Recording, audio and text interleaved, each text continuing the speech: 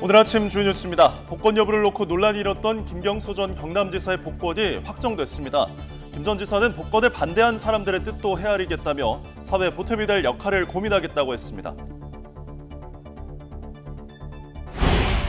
김형석 독립기념관장의 사퇴를 요구하는 광복회가 정부가 여는 광복절 경축식에 불참하겠다는 뜻을 고수하고 있습니다.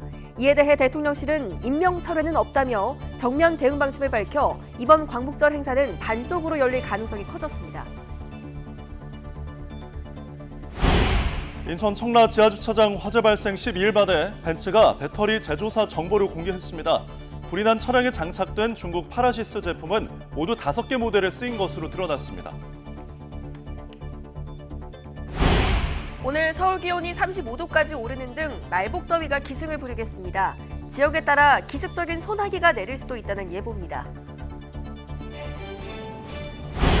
최근 급속한 증가세를 보이는 코로나19 유행이 이달 말 최고조에 이를 거란 전망이 나왔습니다.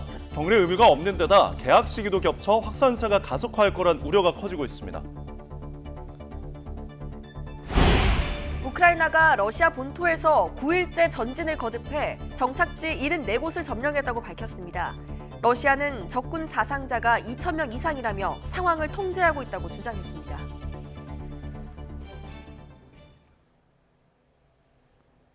시청자 여러분 안녕하십니까? 수요일 아침 뉴스타트 2부 시작합니다. 광복절을 앞두고 복권이 결정된 김경수 전 경남도지사가 더 성찰하는 시간을 보내며 우리 사회를 위해 보탬이 될 수 있는 역할이 무엇인지 잘 고민하겠다고 밝혔습니다. 김 전 지사는 SNS에 글을 올려 많은 분께 심려를 끼쳐 다시 한번 진심으로 송구하다며 이같이 적었습니다. 이어 걸어온 길을 돌아보고 복권을 반대했던 분들의 비판에 담긴 뜻도 잘 헤아리겠다고 덧붙였습니다. 김형석 신임 독립기념관장의 역사관에 대한 논란이 이어지는 가운데 독립운동가 기념단체인 광복회가 김 관장의 임명 철회를 촉구하고 나섰습니다. 광복회는 어제 서울 용산 전쟁기념관 앞에서 집회를 열고 김 관장의 역사관을 비판했습니다. 단체는 김 관장이 건국 시점을 1948년으로 인식한다며 이는 일제해방보다 정부 수립을 중요하게 생각하는 뉴라이트의 논리와 맞닿아 있다고 지적했습니다. 그러면서 김 관장의 임명을 취소하지 않으면 광복회는 정부가 여는 광복절 기념식에 참석하지 않겠다고 말했습니다. 대통령실은 광복회가 김형석 독립기념관장의 임명 철회를 요구하며 광복절 경축식에 불참하겠다고 밝힌 것과 관련해 김 관장 임명 철회는 없다고 거듭 밝혔습니다. 여권 핵심 관계자는 어제 YTN과의 통화에서 윤석열 대통령은 이번 추천위원회를 거쳐 1순위로 추천된 김 관장을 임명한 것이라며 이같이 말했습니다. 이어 윤 대통령은 김형석 독립기념관장과 일면식도 없다며 자신이 추천한 사람이 탈락한 것에 대한 이종찬 광복회장의 몽리라고 비판했습니다. 윤 대통령은 최근 참모들에게 먹고 살기 힘든 국민에게 건국절 논쟁이 무슨 의미가 있겠느냐며 답답함을 토로한 것으로 알려졌습니다. 현대, 기아차, BMW에 이어 메르세데스 벤츠 코리아가 전기차 배터리 제조사를 밝혔습니다. 벤츠 코리아는 어제 자사 홈페이지에 전기차 16개 차종의 배터리 제조사를 공개했습니다. EQE 350 플러스, EQS 350 등 5개 차종에 파라시스 배터리가 탑재됐고 마이바흐 EQS 680 SUV 등 8개 차종엔 중국 CATL 배터리가 장착됐습니다. 벤츠코리아는 소비자와 시장의 요구에 따라 정보 공개를 결정했다고 밝혔습니다. 연일 폭염이 기승을 부리는 가운데 냉방 수요가 급증하면서 전력 수요 기록을 새롭게 썼습니다. 전력거래소는 어제 저녁 6시 기준 최대 전력 수요가 94.6기가와트를 기록해 94.5기가와트였던 지난 2022년 12월 23일 이후 1년 7개월여 만에 역대 최대 기록을 경신했다고 밝혔습니다. 전력거래소는 전력 수요를 줄이는 신뢰성 DR 제도와 석탄 출력 상향 운전을 활용해 공급 예비율을 10.7%로 유지했고 수급은 안정적으로 이뤄졌다고 설명했습니다. 전국 대부분 지역에 폭염특보가 발효된 가운데 무더위가 절정을 보이면서 전국 누적 온열 질환자가 2,400명을 넘어섰습니다. 환자 10명 가운데 8명 가까이는 실외 작업장과 논밭 등에서 실외 활동을 하다가 병원을 찾았고 질환별로 보면 열탈진, 즉 일사병 환자가 55%로 가장 많았습니다. 방학과 휴가철이 끝나는 이번 달 하순에 코로나19 확산이 절정에 이를 수 있다는 전망이 나왔습니다. 홍정일 질병관리청 감염병 정책국장은 어제 한 라디오 방송에서 사람들이 다시 모이는 행동 변화가 유행에 영향을 미칠 수 있다고 밝히고 일반 호흡기 감염병처럼 휴식하고 일반 감기약을 먹어도 된다며 중증 가능성이 큰 고위험군에만 치료제를 처방하도록 권고하고 있다고 말했습니다. 러시아 국방부가 남서부 접경지 쿠르스크주에서 우크라이나군의 공격 시도를 계속 물리치고 있다고 밝혔습니다. 러시아 국방부는 성명을 통해 이렇게 밝히고 우크라이나군이 지난 6일 쿠르스크 공격을 시작한 이후 병력 2,030명을 잃었다고 주장했습니다. 러시아 국방부는 전날 오브시 콜로데지 등 3개 마을 주변에서 우크라이나 기갑 기동부대가 러시아 영토 깊숙이 침투하려는 시도를 저지했으며 마르티노카 마을에 대한 우크라이나군 공격을 격퇴했다고 설명했습니다.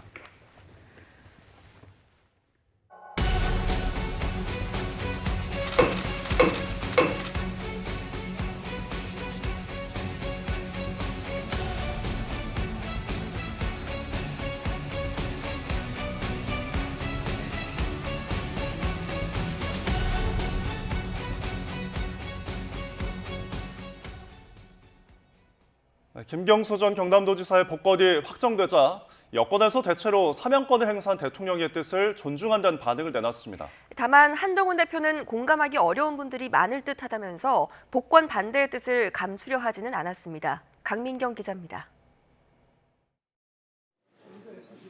친윤계로 분류되는 추경호 원내대표는 김경수 전 경남도지사 복권을 결정한 대통령의 뜻을 존중하고 수용한다는 입장을 냈습니다. 김 전 지사가 연루된 드루킹 사건은 중대한 범죄지만 대통령이 고심 끝에 김 전 지사 복권을 결정했으니 받아들여야 한다는 겁니다. 정치화, 국민 통합 차원에서 김경수 지사의 아마 복권을 결정하시지 않나 이렇게 생각하고 저는 그런 측면에서 대통령의 통치 행위로 저는 존중돼야 되고. 윤상현 의원도 과거 사면 복권 사례를 거론한 뒤 이분법적 사고가 아닌 역지사지의 자세로 더는 당내 갈등으로 비화해선 안 된다고 촉구했습니다. 대통령실에 여러 경로로 반대 의사를 전해온 거로 알려진 한동훈 대표는 더는 언급하지 않겠다며 말을 아꼈습니다. 이미 결정된 것이니 제가 더 이상 언급하지는 않겠습니다. 대통령의 고유 권한을 좀 존중하신다 이런 의미로 해석해도 괜찮을까요? 제가 말씀 이미 드린 대로 해석하시면 될 것 같은데요. 그러면서도 못내 아쉬움을 드러내려는 듯 뼈있는 말을 남겼습니다. 알려진 바와 같이 공감하기 어렵다라고 생각하시는 분들이 많을 것 같습니다. 대통령의 고유 권한인 사면권 행사를 존중하지만 다수 당원과 지지층 그리고 자신의 생각은 대통령실과 다르다는 뜻을 굽히진 않은 겁니다. 친한계에서는 국민 눈높이를 계속 강조하고 있는데 한 대표가 앞으로도 대통령실과의 차별화를 꾀할 가능성이 적지 않다는 해석이 나오는 이유입니다. 그 당원들의 목소리를 반영하지 않는 정치가 있을 수 있겠습니까? 국민의 뜻에, 국민의 눈높이에 맞춰서 가는 게 옳다 이렇게 생각을 합니다. 복권 결정 이후에는 한 대표가 자신 뜻을 밝힐 명분도 실리도 없는 만큼 김 전 지사를 둘러싼 여권 내 갈등은 일단 수그러들 것으로 보입니다. 다만 대통령실과 여당 대표 간 의견 불일치가 거듭 수면 위로 드러날 경우 당정 갈등은 언제든 다시 불이 붙을 가능성이 적지 않은 상황입니다. YTN 강민경입니다. 복권이 확정된 김경수 전 경남도지사는 지난날을 돌아보는 성찰과 함께 사회 보탬이 될 수 있는 역할을 고민하겠다고 밝혔습니다. 김 전 지사 복권을 요청해왔다고 밝혔던 이재명 전 대표도 당원과 함께 환영한다는 뜻을 나타냈습니다. 야권 반응을 손효정 기자가 보도합니다. 복권 확정 전까진 신중한 태도를 유지하던 김경수 전 지사는 정부 발표 뒤 SNS에 짤막한 입장을 내놨습니다.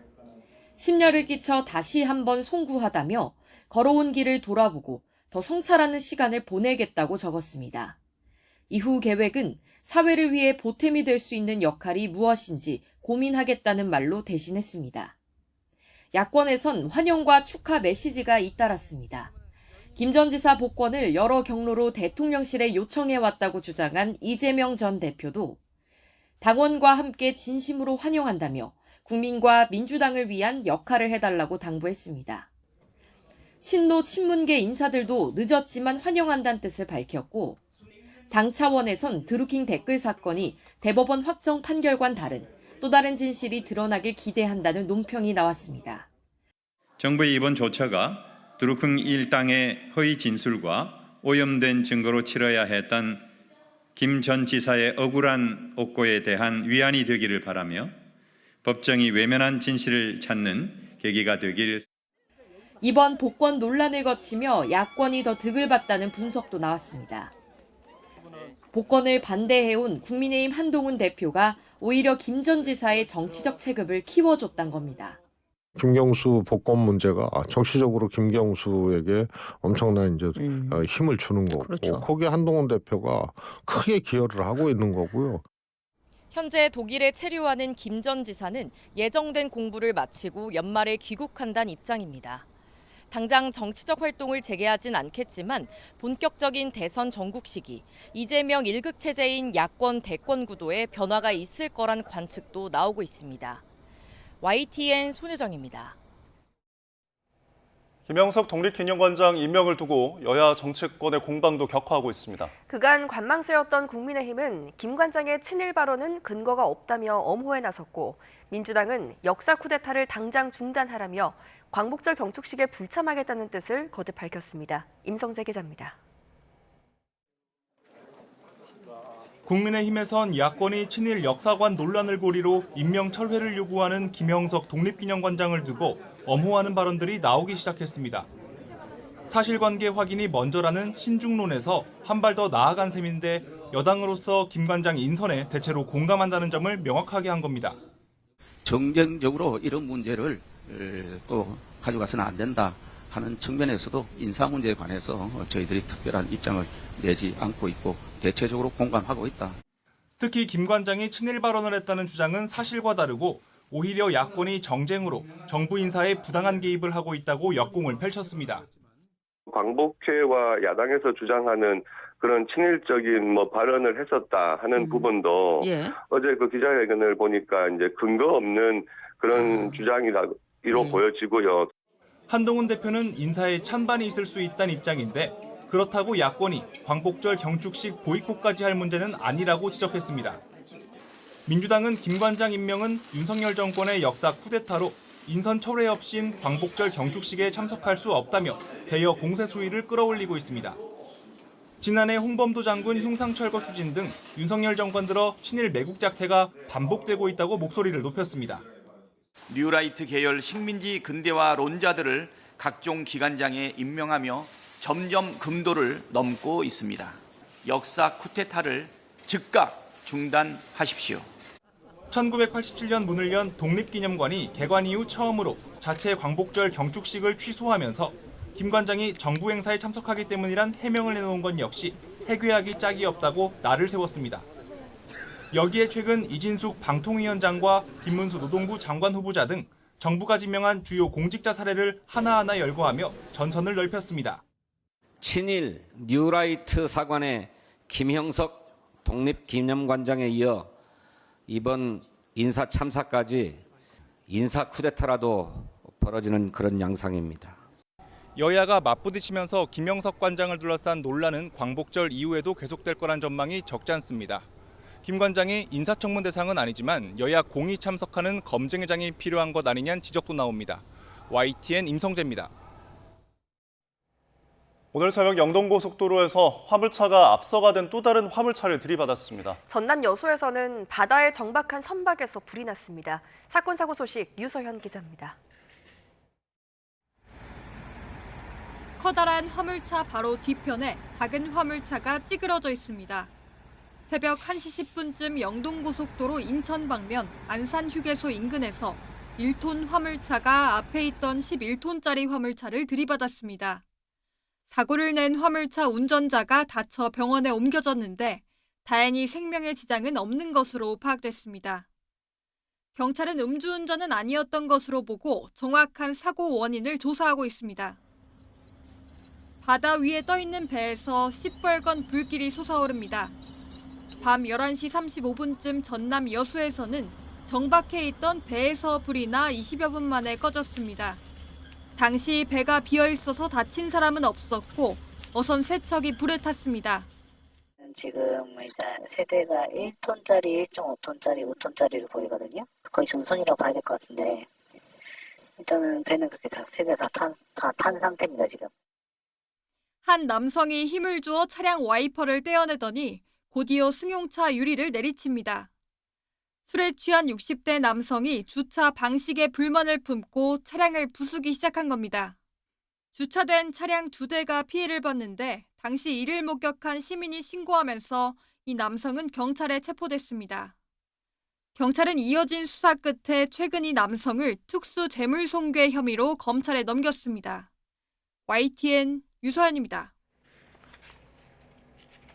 네, 계속해서 사건 사고 한 줄 뉴스입니다.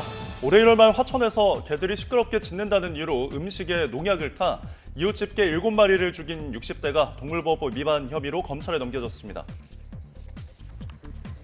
지난 9일 경남 창원시 상남동에서 구속집행정지 상태에서 여자친구를 상대로 흉기 인질극을 벌이고 달아난 수배자 A씨가 구속됐습니다. 지난 1월 태어난 지 열흘이 지난 아기를 차 트렁크에 방치해 숨지게 하고 해변에 시신을 유기한 혐의로 30대 친모에게는 징역 6년이, 40대 친부에게는 징역 8년이 선고됐습니다. 어제 오후 3시 50분쯤 경기 가평군 가평읍에 있는 도로에서 15톤짜리 탱크로리가 쓰러져 50대 남성 운전자가 다쳐 병원으로 옮겨졌지만 생명에는 지장이 없는 것으로 파악됐습니다. 어제 오전 출근길 광주시 박림동 버스 정류장 인근 도로에 100kg가량의 크레인 철제 연결고리가 떨어지면서 근처에 있던 시민 3명이 다쳤습니다. 화재로 23명이 사망한 화성 아리셀 공장에 대한 산업안전보건 특별감독에서 안전보건 관련 등 147건의 법 위반 사항이 적발돼 사법조치가 내려질 예정입니다.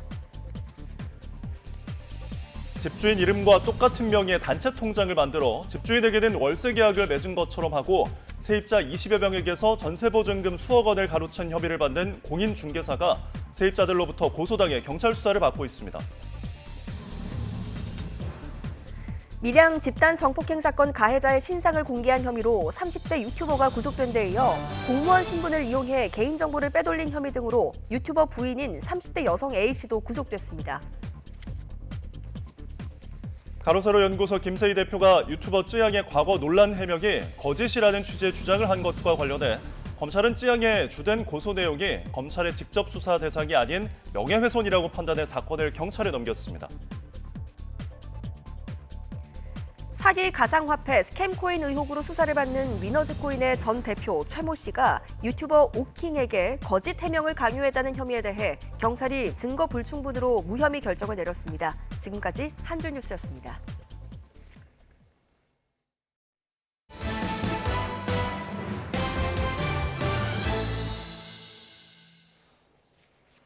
네, 인천 청라 아파트 지하주차장 화재 발생 12일 만에 벤츠가 배터리 제조사 정보를 공개했습니다. 불이 난 EQE 차량에 장착된 중국 파라시스 제품이 모두 5개 차종에 쓰인 것으로 드러났는데요.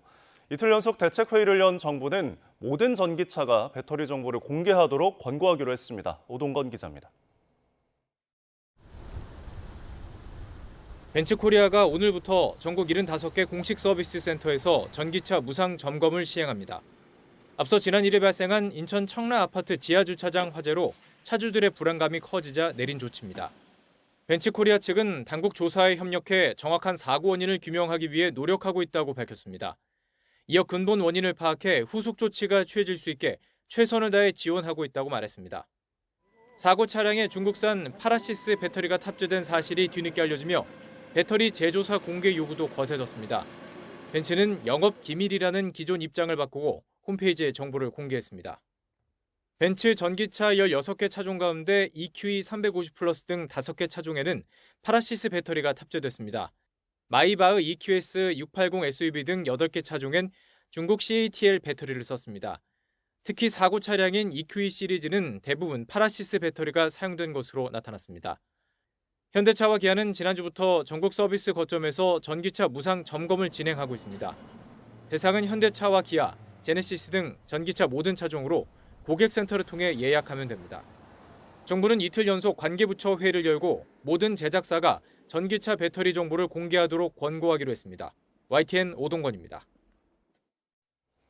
카카오페이가 중국의 최대 핀테크 기업인 엔트그룹 계열사 알리페이로 개인 신용 정보를 고객 동의 없이 넘긴 사실이 적발됐습니다. 이렇게 넘긴 정보는 지난 6년 동안 누적 4,045만 명에 달하고 건수로는 540억 건이 넘는 것으로 드러났습니다.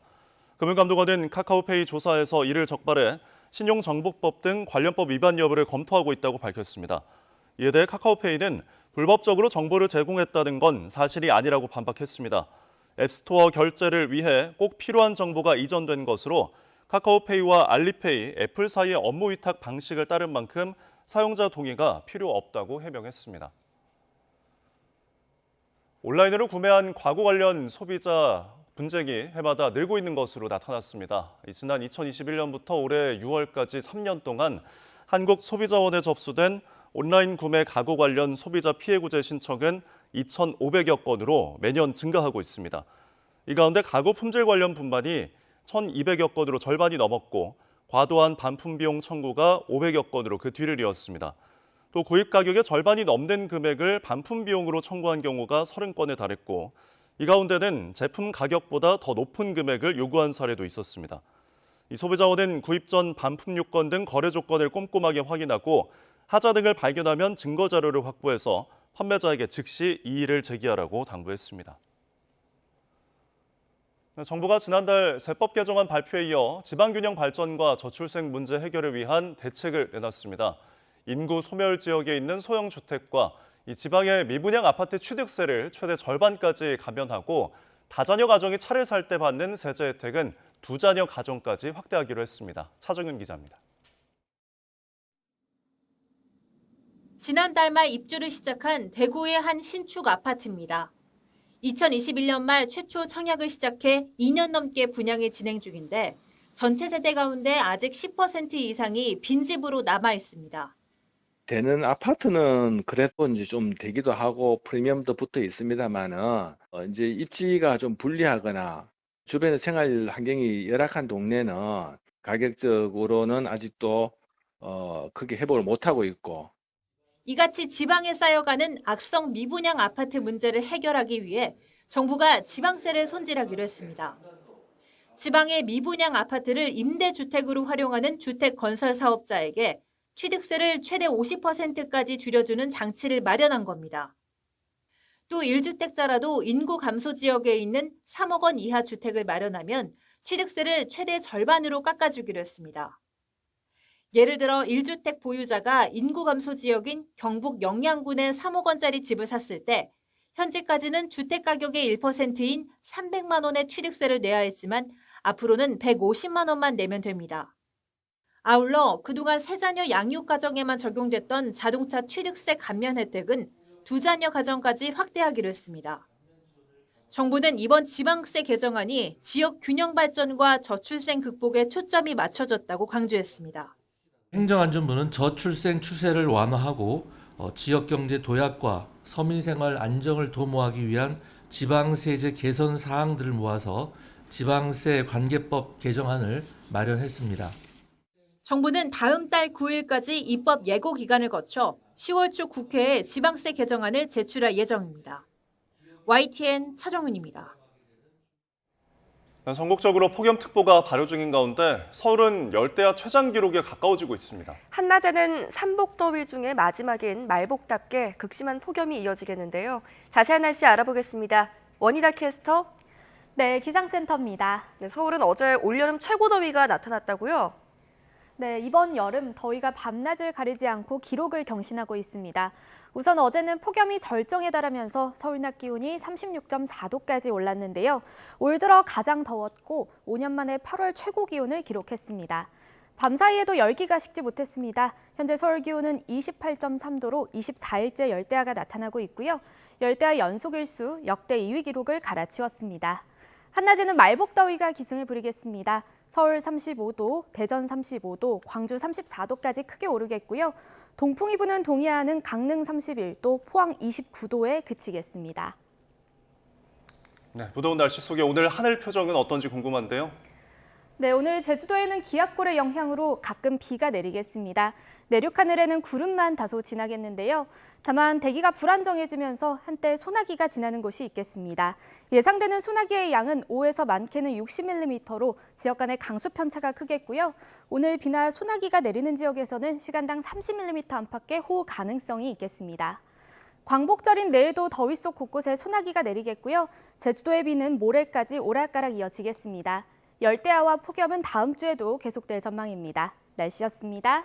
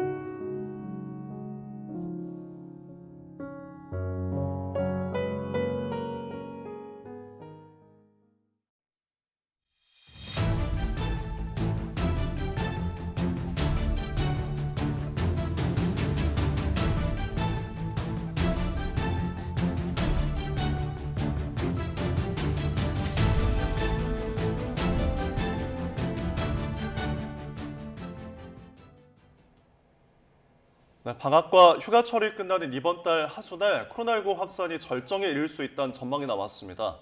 홍정일 질병관리청 감염병 정책국장은 어제 한 라디오 방송에서 사람들이 다시 모이는 행동 변화가 유행에 영향을 미칠 수 있다며 냉방으로 인한 밀폐 공간이 많이 생기는 것도 여름철 유행의 큰 이유라고 설명했습니다. 또 지금 유행하는 바이러스를 오미크론 하위 계열로 보는데 변이 바이러스는 이전 유행 바이러스보다 치명률이나 위중증률이 높다고 보고 있지 않다고 덧붙였습니다.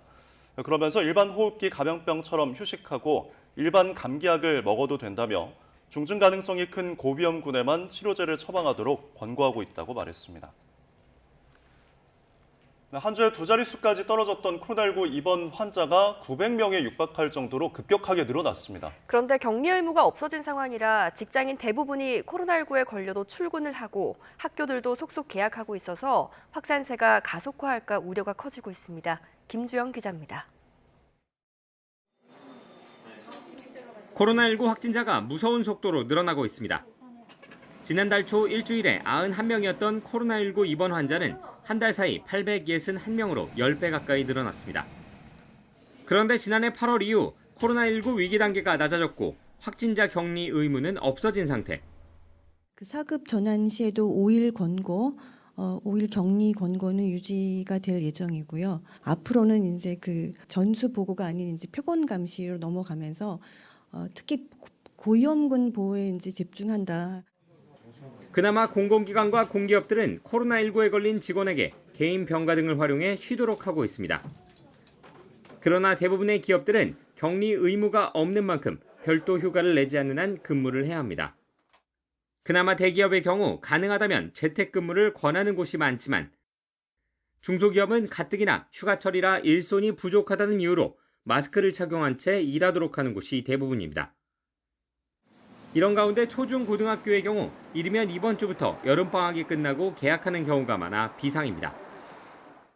코로나19 확진 판정 시 학교를 나오지 않아도 출석이 인정됐던 가이드라인이 사라졌다 보니 이제는 코로나에 걸려도 의사소견을 보고 학교장이 결정하게 됩니다. 출석을 위해 학교에 나오는 확진 학생이 많아지는 만큼 감염도 확산할 수밖에 없는 셈입니다.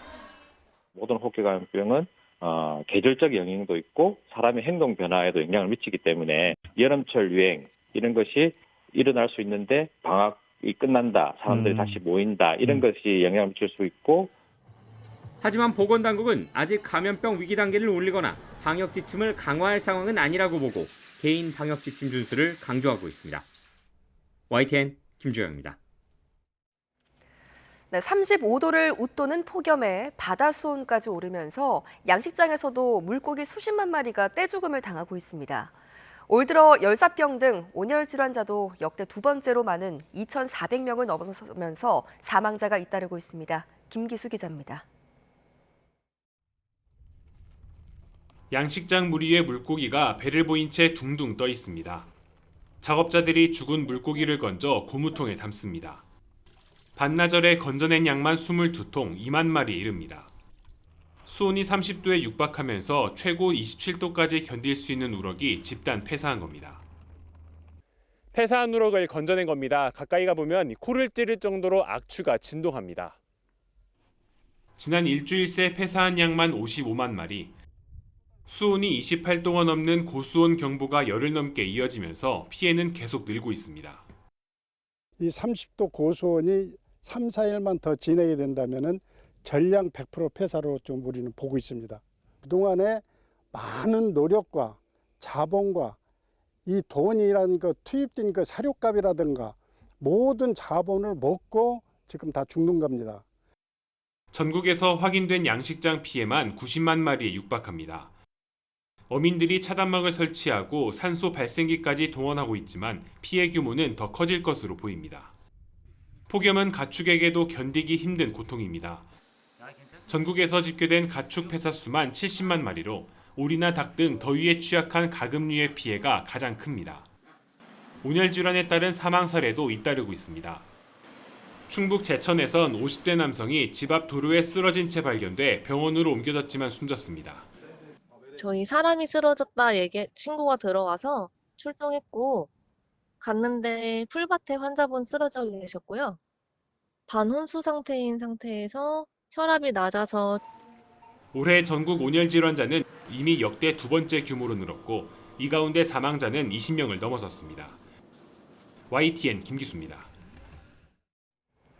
일본 난카이 해구에서 대지진이 나면 우리나라 제주도와 남해안에는 해일과 함께 심각한 흔들림 피해가 발생할 것이란 전망이 나왔습니다. 이어 한반도 지각에 강한 스트레스가 가해지면서 2016년의 경주 지진보다 강한 지진이 빈발할 수도 있습니다. 정혜윤 기자가 취재했습니다. 일본이 난카이 해곡 지진 임시정보라는 이름으로 대지진 주의보를 내린 것은 그만큼 상황이 심각하기 때문입니다.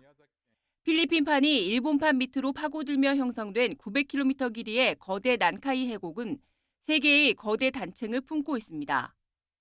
100에서 150년, 규모 8급의 강진이 발생했는데 최근 이렇다 할 지진이 발생하지 않았습니다. 그런데 이번에 난카이 해곡의 끝부분인 미야자키현 해역에서 규모 7.1의 지진이 일어나자 이 지진이 대지진을 일으키는 시발점이 될 수 있다는 가능성이 제기된 겁니다. 초대형 지진이라고 하는 난카이 해곡 지역 전체를 쪼개는 지진이 발생할 확률이 0.5%라는 얘기입니다. 이건 상당히 큰 수치거든요. 과거에도 세 개의 단층대가 동시에 쪼개진 사례가 있습니다. 바로 1707년 규모 8.6의 호에이 대지진입니다. 이 대지진은 우리나라에도 직접적인 영향을 줬습니다. 과거 기록을 보면 제주도와 남해안 일부 지역에 지진 해일과 여러 곳에서 지진이 동시에 발생했습니다. 이 시기가 호에이 지진과 비슷해 대지진의 여파로 추정하고 있습니다. 삼라지에 보면은 1707년 10월 29일부터 11월 4일까지의 기록이 있는데 구체적인 건 아니지만은 비정상적인 그 파도가 지금 제주도를 덮쳤다 그런 기록이 있는 것으로. 여기에 동일본 대지진 여파로 5년 뒤인 2016년 규모 5.8의 경주 지진이 일어났던 것처럼 또 다른 강진을 유발할 수도 있습니다. 제주도와 남해안에 해일에 이은 진도 5 정도의 강한 흔들림. 이어 그동안 지진이 뜸했던 지역을 예고 없이 강타할 수 있는 강진까지. 난카이 대지진은 일본뿐 아니라 우리나라에도 직간접적인 피해를 줄 수 있다는 것이 전문가들의 분석입니다. YTN 정혜윤입니다. 오늘부터 빚이 연체돼 통장이 압류돼도 아이를 키우는 데 필요한 최소한의 지원금인 양육수당은 보호받을 수 있게 됩니다. 교육부는 2월 영유아 보육법이 개정되면서 압류 방지 통장을 활용할 수 있는 법적 근거가 마련됐고 이를 위한 후속 조치가 오늘부터 시행된다고 밝혔습니다. 양육수당은 어린이집이나 유치원 등을 다니지 않고 가정에서 양육 중인 모든 24개월 이상 86개월 미만 영유아에게 지급되는데 신용 문제나 금융 상황 탓에 채권자에게 압류돼 사용하지 못하는 경우가 생겨 문제가 됐습니다. 양육수당 압류방지 전용 통장은 11개 금융기관에서 양육수당 수급자 확인서를 내면 만들 수 있고 이후 읍명동 주민센터나 복지로 누리집에서 해당 계좌로 양육수당을 신청하면 됩니다. 오늘의 경제일정입니다. 택배 종사자의 휴식 보장을 위한 택배 쉬는 날을 맞아 택배업체들이 이틀 동안 배송을 중단합니다. CJ대한통운과 한진, 롯데글로벌로지스, 우체국소포 로젠택배는 오늘과 내일 배송을 쉰다고 밝혔습니다. 자체 배송망이 있는 쿠팡과 SSC닷컴, 컬리와 편의점 배송망을 이용하는 반값 알뜰 택배는 평소대로 운영됩니다. 인천 청라 아파트 지하 주차장 화재로 전기차에 대한 우려가 커지고 있는 가운데 벤츠코리아가 오늘부터 무상 점검을 실시합니다. 전국 75개 공식 서비스 센터에서 무상 점검을 받을 수 있습니다. 통계청이 7월 고용 동향을 발표합니다. 취업자 수 증가폭은 2달 연속 10만 명을 밑돌았는데 고용 둔화 흐름이 이어질지 하반기 들어 개선됐을지 주목됩니다. 올해 상반기 나라 살림 현황은 어땠을까요? 기획재정부가 월간 재정 동향을 통해 나라 살림 현황을 발표합니다. 정부의 실질적인 재정 상태를 보여주는 관리재정 수지 적자는 지난 5월 말까지 지난해보다 22조 원 늘어난 74조 4천억 원 적자를 기록했습니다.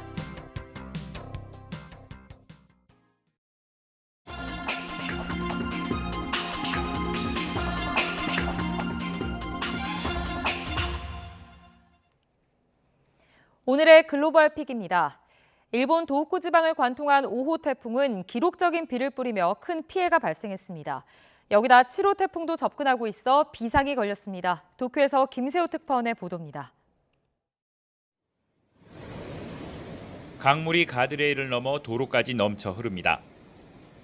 마을 도로도 물에 잠겨 차가 다닐 수 없습니다.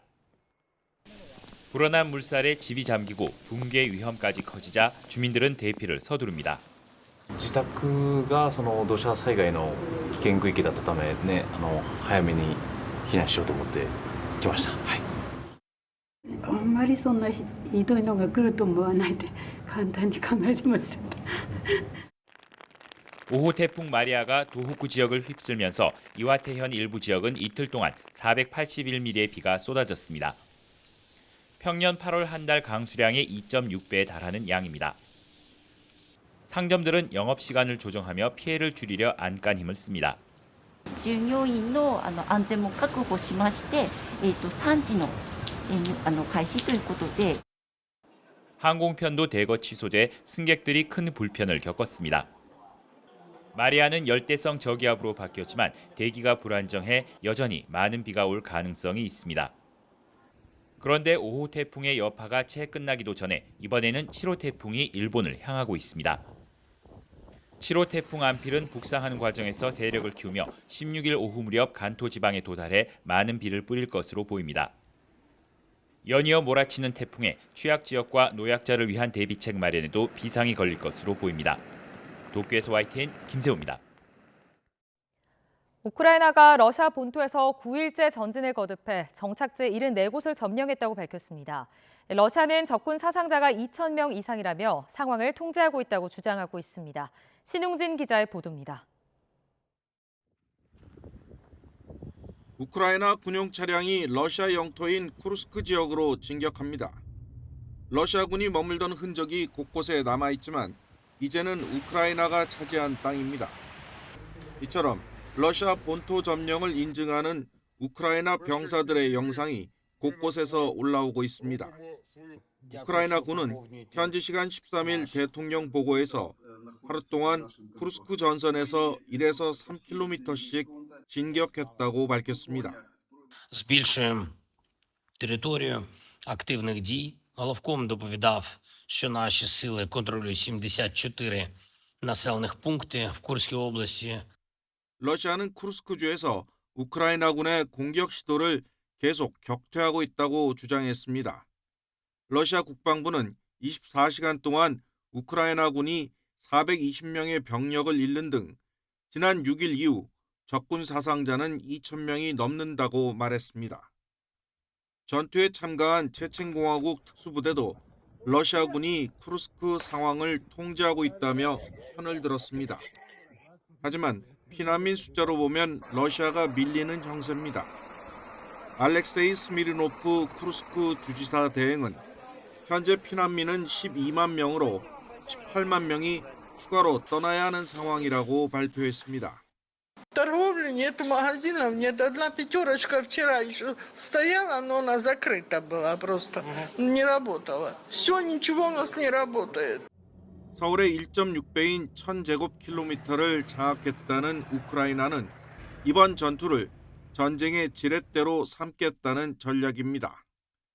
우크라이나 외교부는 남의 땅에 관심이 없다며 공정한 평화에 동의하면 쿠르스크 공격을 중단하겠다고 강조했습니다. YTN 신홍진입니다.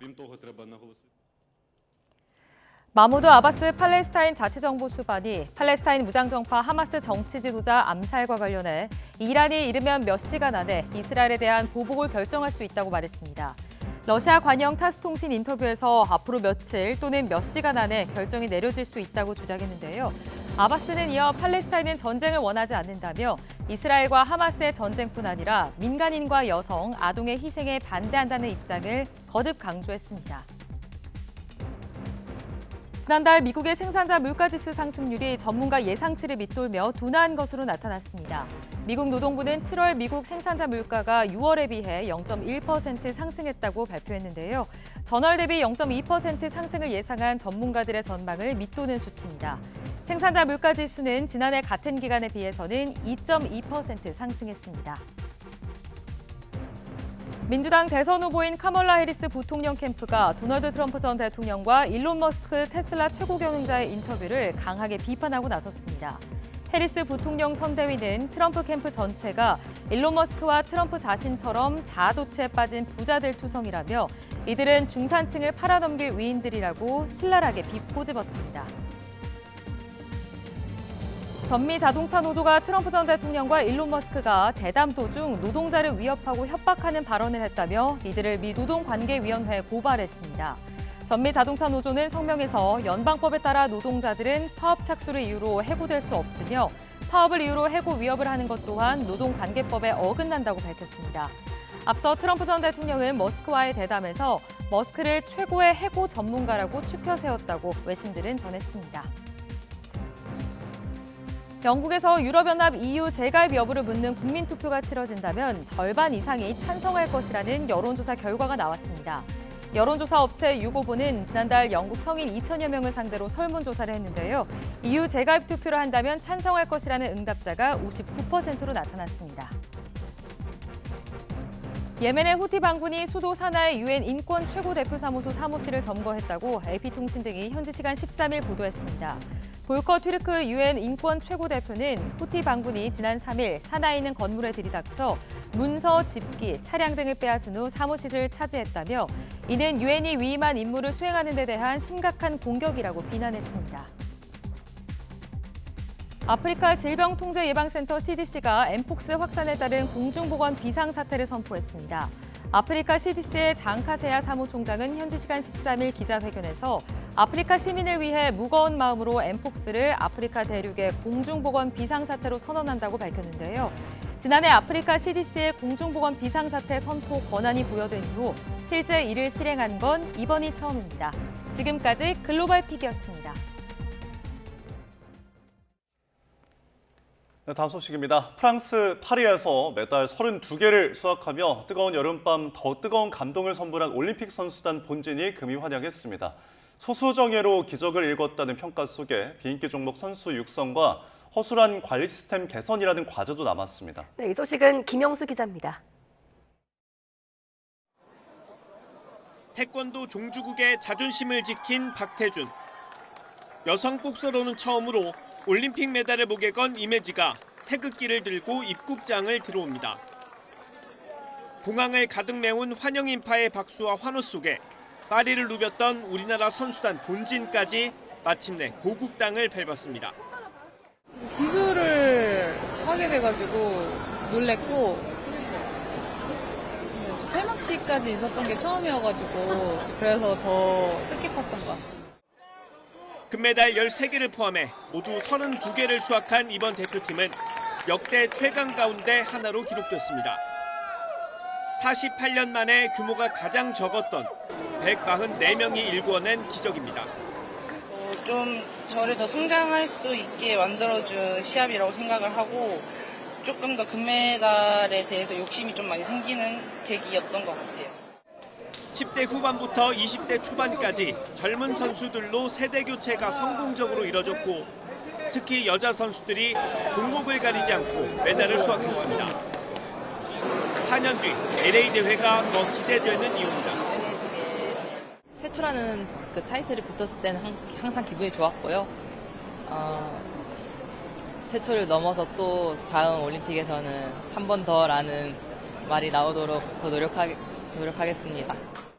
다만 배드민턴 안세영의 작심 발언으로 비인기 종목의 선수 관리에 변화를 고민해야 하는 숙제도 안게 됐습니다. 선수들이 운동에만 집중하고 스스로의 한계를 넘어 최상의 경기력을 발휘할 수 있는 환경을 조성하기 위해 지원을 아끼지 않도록 하겠습니다. 대한체육회는 애초 공항 별도 장소에서 공식적인 해단식을 예고하고 단상까지 마련했지만 갑자기 장소가 바뀌면서 지역 체육회 관계자들과 귀국한 선수들이 뒤엉키는 촌극을 빚기도 했습니다. 양궁 김우진, 펜싱 구공길 등 먼저 귀국했던 일부 다른 선수들은 해단식을 위해 공항을 찾았다가 제대로 된 행사도 치르지 못하고 돌아갔습니다. YTN 김영수입니다. 배드민턴 안세영 선수의 작심 발언을 계기로 협회 불합리한 용품 계약과 연봉 구조 등이 조명을 받고 있습니다. 안세영은 일주일 가까이 침묵을 하고 있는데요. 이달 예정됐던 국제대회 모두 불참하기로 했습니다. 조은지 기자입니다. 세계 1위 안세영은 지난해 투어 상금으로만 9억 원 가까이 벌었습니다. 여자 선수 1위, 누적 상금은 20억에 육박하는데 안세영에겐 노력의 대가이자 자부심입니다. 열심히 달렸는데 이 정도 보상은 충분히 받을 만하다고 생각하고 있습니다. 그리고 상금들이 들어오면 어쨌든 다 통장으로 들어가고 제가 지금 돈 쓸 시간이 없어요. 언뜻 22살에게 두둑해 보이지만 남자 1위 올림픽 2연패의 주인공 덴마크 악셀센은 1,000만 달러 자산가고 인구 14억 인도의 특급 스타 신두는 지난해에만 100억 가까이 벌었습니다. 안세영은 전력 균형 등을 이유로 계약금 1억에 첫해 연봉 5천만 원이 최대인 실업연맹 규정에 따라 소속팀 삼성생명에서 입단 4년 차인 올해야 억대 연봉을 받게 된 걸로 전해졌습니다. 배드민턴 업계는 이구동성 현재 안세영의 시장 가치가 좋기 100억은 된다고 말합니다. 22살의 어린 나이, 세계 1위 금메달로 증명된 압도적 실력, 여기에 천이페이나 타이징 등 라이벌이 전성기를 지났다는 점이 이유입니다. 다만 태극마크를 달고 있는 한 안세영은 요넥스 라켓과 신발, 옷만 착용해야 합니다. 대표팀 의류와 장비를 독점하는 조건으로 협회가 오는 2026년까지 요넥스와 매년 290만 달러를 받기로 계약했기 때문입니다. 경기력에 결정적 영향을 끼치는 라켓과 운동화는 선수 개별 계약을 허용해 별도 수익까지 올릴 수 있는 외국과는 확연히 다른 규정입니다. 이미 안세영에겐 특정 스포츠 브랜드가 수십억대 단연 계약을 제시한 걸로 알려져 상대적 박탈감과 답답함이 클 걸로 보입니다. 다만 협회는 간판 안세영이 이탈할 경우 살림살이에 타격이 불가피하다고 난색입니다.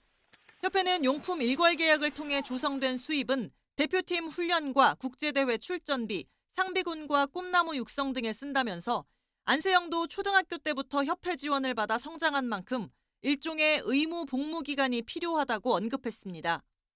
새 시대 세계 1위를 가두는 낡은 규정에 손질이 필요하다는 여론 속에 일주일 가까이 숨을 고르고 있는 안세영은 부상을 이유로 이달 말 예정된 국제대회 2개에 모두 불참하기로 했습니다. YTN 조은지입니다. 화성의 땅속 깊숙한 곳에 지하수가 수증기나 얼음이 아닌 액체 형태로 존재한다는 연구 결과가 나왔습니다. 이 물에 생명체가 존재할지 주목됩니다. 장하윤 기자입니다. 지난 2018년 화성에 도착한 나사의 인사이트-5. 임무는 화성 내부를 살펴 인간이 거주할 수 있는 공간인지 가늠하는 거였습니다. 재작년 은퇴할 때까지 4년 동안 모은 지진파 데이터를 분석했더니 놀라운 사실이 드러났습니다. 30억 년 전 화성에 존재했지만 지금은 사라진 것처럼 보였던 물이 액체 상태로 존재한다는 사실입니다. There is large amounts of liquid water in the subsurface of the planet itself. 물은 화성 표면 아래 11km 지점, 중간 지각에 있는 거로 파악되는데 그 양이 화성 전체를 1.6km 깊이로 덮을 수 있을 정도라고 연구팀은 추산했습니다. 지금까지 화성에 수증기나 얼음의 형태로 물이 발견된 적은 있지만 액체 상태의 물이 이렇게 많이 포착된 건 처음입니다. We know that water is a key ingredient for life as we know it, and it means that it's potentially habitable in the mid-crust of Mars. 하지만 생명체가 존재한다고 하더라도 이 지하수가 너무 지각 깊숙이 있기 때문에 구멍을 뚫고 도달하기는 당분간 어려울 걸로 보입니다. 앞서 인사이트는 목표치인 5m 굴착도 실패한 바 있습니다. YTN 장하영입니다. 대규모 정산 지원 사태를 촉발한 티몬 위메프가 자율적인 해결책을 찾기 위해 채권자들과 한자리에 모였습니다.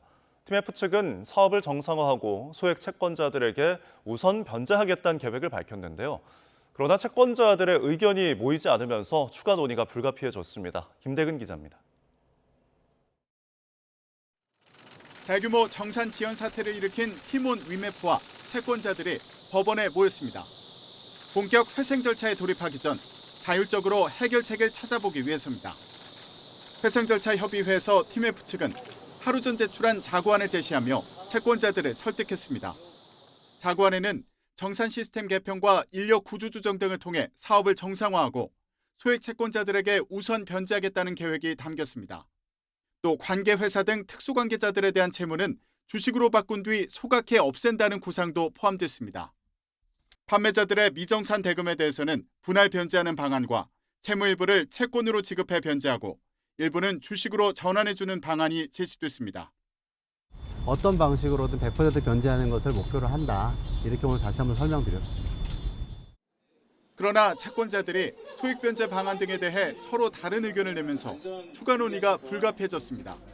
생업에 큰 타격을 받은 판매업체 측은 인수합병 등 장기 구상보다는 최대한 현실적으로 이행할 수 있는 계획이 필요하다고 강조했습니다. 미래적인 시점에 말도 안 되는 그런 계획안보다는 지금 당장 우리가 몇 개월 안에 지금 진행할 수 있는 가능성 있는 현실적인 대안이 있는가. 피해 규모가 상당하고 채권자 유형도 다양해 의견을 모으기가 쉽지 않아 보이는 가운데 서울회생법원은 오는 30일 오후 3시 다시 한번 협의회를 열기로 했습니다. YTN 김대근입니다. 납품업체에서 판촉비 등 명목으로 수백억 원에 달하는 부당이득을 뜯어낸 혐의로 기소됐던 GS 리테일이 1심에서 무죄를 선고받았습니다. 납품업체들이 자발적으로 돈을 낸 건 아니지만 합리적 의심이 없어질 정도로 혐의가 증명된 건 아니라고 본 겁니다. 김철희 기자가 보도합니다.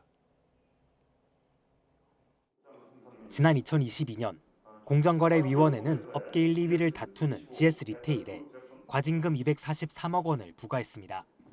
2016년부터 5년여 동안 간편식 납품업체 9곳으로부터 성과 장려금과 판촉비 등 명목으로 수백억 원을 뜯어냈다는 거였습니다.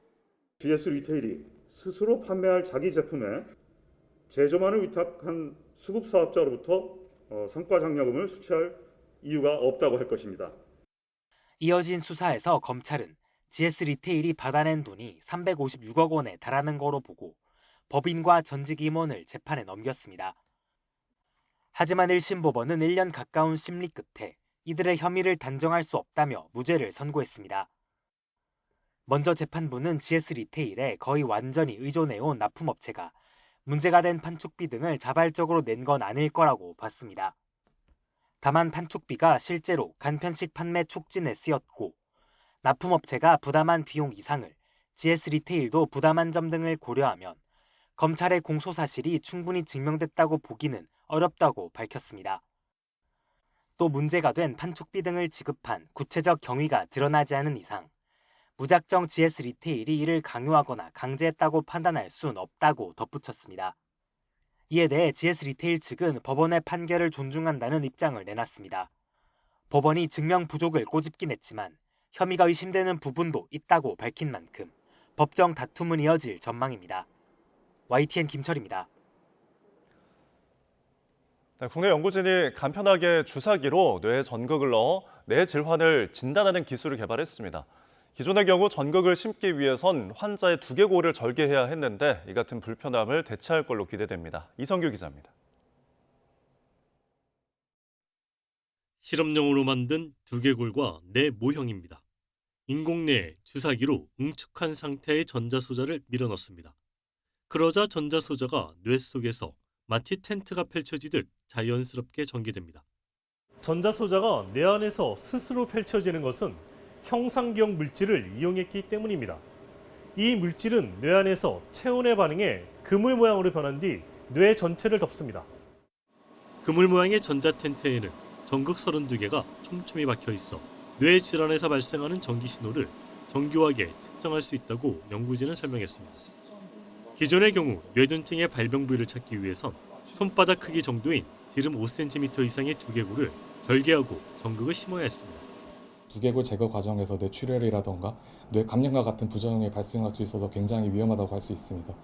그에 반해서 저희의 전자텐트 기술 같은 경우에는 약 5mm 이하의 작은 두개골 구멍만 뚫어서도 전극을 삽입할 수 있기 때문에 연구진은 개발한 전자텐트에 체내에서 녹아 없어지는 소재를 적용해 기존처럼 심은 전극을 제거하는 추가 수술 과정도 필요하지 않다고 덧붙였습니다. 또 동물 실험에서 삽입한 전자텐트로 2주간 뇌파 신호를 측정하는 데 성공했으며 2주 후에는 체내에서 전자텐트가 녹아 없어지는 것도 확인했습니다. 연구진은 개발한 전자텐트에 자극용 전극이나 약물을 추가하는 방식으로 발전시켜 질병 치료에도 응용할 계획입니다. YTN 사이언스 이성규입니다. 그제 오전 11시 40분쯤 경기 파주시 탄현면에 있는 산에서 불이 나 20여 분 만에 꺼졌습니다. 화재 현장에서는 불에 탄 종이와 기폭장치 등 북한 쓰레기 풍선의 흔적이 발견됐습니다. 소방과 산림당국은 쓰레기 풍선의 기폭장치가 터지면서 불이 난 것으로 보고 정확한 화재 원인을 조사하고 있습니다. 이 불로 다친 사람은 없는 것으로 확인됐습니다. 네, 뉴스타트 3부 잠시 후에 이어집니다.